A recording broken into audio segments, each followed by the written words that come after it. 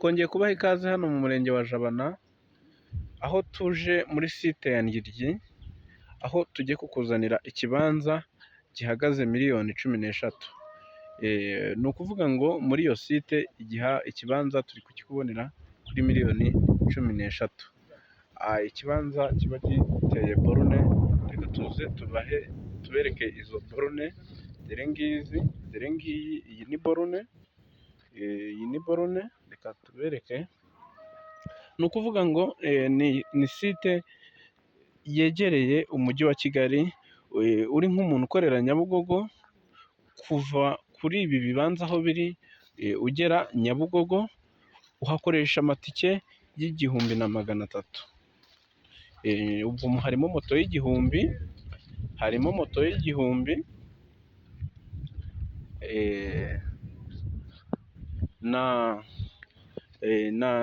n'imodoka.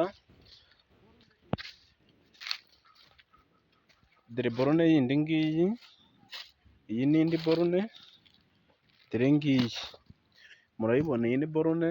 Ni ukuvuga ngo ibibanza birakase rwose, ni ahantu heza haba hitegeye umujyi wa Kigali, ku buryo sitade uba uri kuyibona imbere yawe, iriya sitade Amahoro.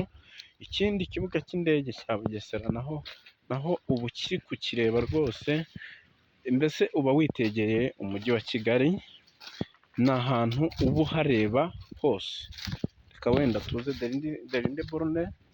Ibi ni ibibanza rwose bidakwiye kugucika, ni uko tureba hariho ibihu, naho tuba tuhabashyiriyeho kamera namwe mukahareba. Ni ahantu heza rwose haba hadakwiye gucika umuntu ushaka gutura mu buryo bwiza kandi butekanye.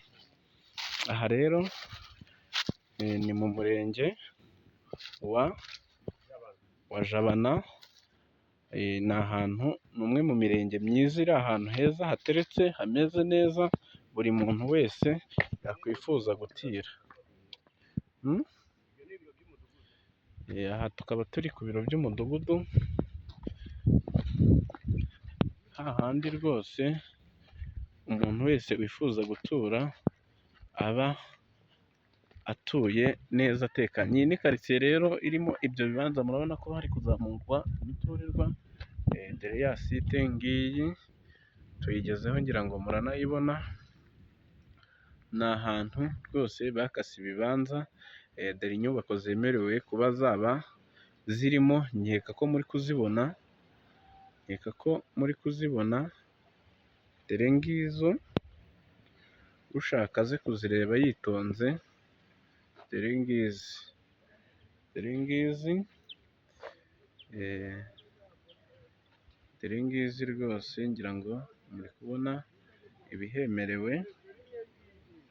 Muragenda muhagarika muri R1B,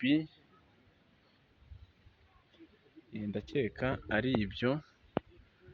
Ni site rwose nziza, umuntu wese akwiye guturamo. Murakoze rero, turabashimiye kandi mugire ibihe byiza.